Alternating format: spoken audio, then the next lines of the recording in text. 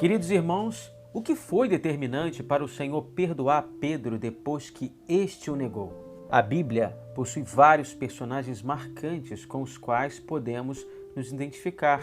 No Velho Testamento temos Moisés, Sansão, Davi, Ana, Débora, entre outros. No Novo Testamento, o apóstolo Paulo, João, Maria, o casal Áquila e Priscila e por aí vai.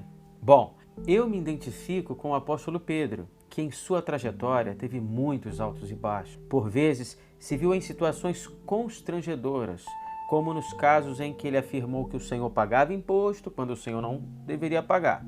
Depois, ele no Monte da Transfiguração, ele ficou tão empolgado ali que falou: façamos 3 tendas, uma para o Senhor, uma para Moisés, uma para Elias.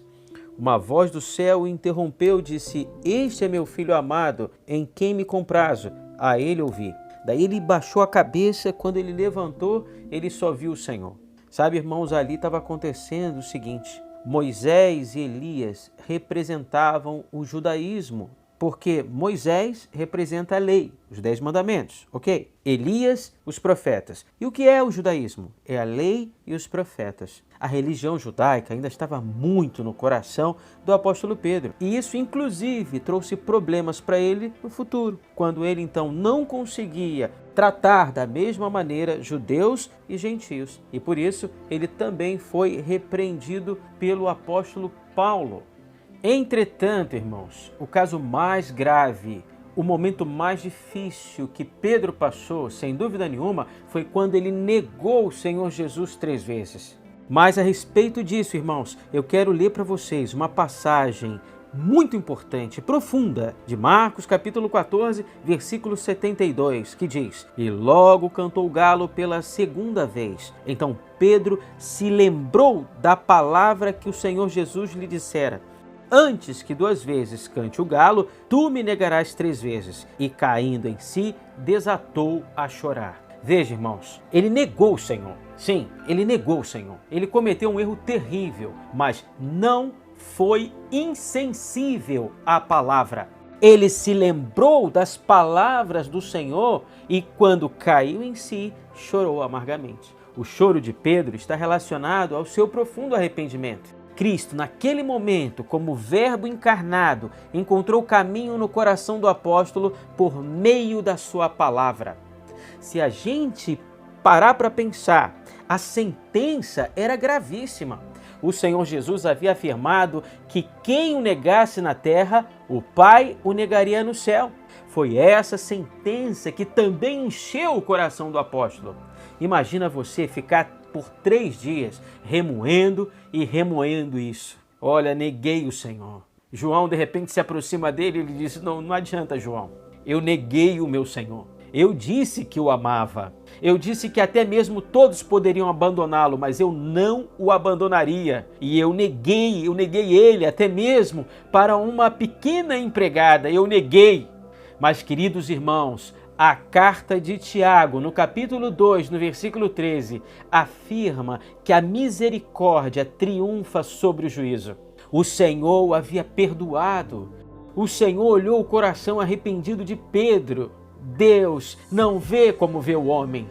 O homem vê o exterior, mas o Senhor vê o coração. A partir dessa perspectiva, quando o Senhor ressuscitou, no Evangelho de Marcos, no capítulo 16, versículo 7, há o seguinte registro: Agora ide, dizei aos discípulos dele e a Pedro, que ele está seguindo adiante de vós para a Galileia. Lá vós o vereis, assim como ele vos predisse. Vai aos discípulos e a Pedro. E a Pedro significa que o nosso amado Senhor o perdoou.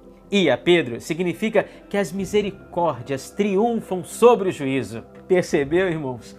Louvado seja o Senhor. Mas, irmãos, conheço, lamentavelmente, alguns cristãos que obviamente nunca caíram como Pedro, nunca negaram o Senhor, mas são insensíveis à palavra. São indiferentes. Parece que a Bíblia é um mero livro, como é um jornal, um livro didático. Tem bons ensinamentos, mas talvez fosse melhor que alguns cristãos tivessem caído no fundo do poço como Pedro, mas que tivessem sensibilidade à palavra. Sabe, irmãos, o cristão ao qual a palavra de Deus não tem o poder de atrair é pobre, indigno do nome do Senhor e até mesmo de ser chamado cristão. Porque a palavra do Senhor é o instrumento de Deus para perdoar, purificar e renovar o crente. Se percebermos isso e deixarmos que Ele faça a sua obra, ainda que venhamos a fracassar, não ficaremos muito tempo sem reconhecer o que fizemos. O Senhor nos levará ao arrependimento profundo, à semelhança do que aconteceu com o apóstolo Pedro. Nós vamos chorar amargamente, porque nós perdemos a comunhão com o nosso amado Senhor. E assim o Senhor, como Cordeiro de Deus, que justifica todo pecador, como advogado, intercederá por nós, e o Senhor nos lavará com seu sangue, estaremos de volta à comunhão. Portanto, o Senhor falará para nós, como falou para Pedro, ia Pedro, ia Marcelo, ia Sôngela, ia Songlei, ia Renato, ia Thaís. Oh, louvado seja o Senhor! Aleluia! Amém?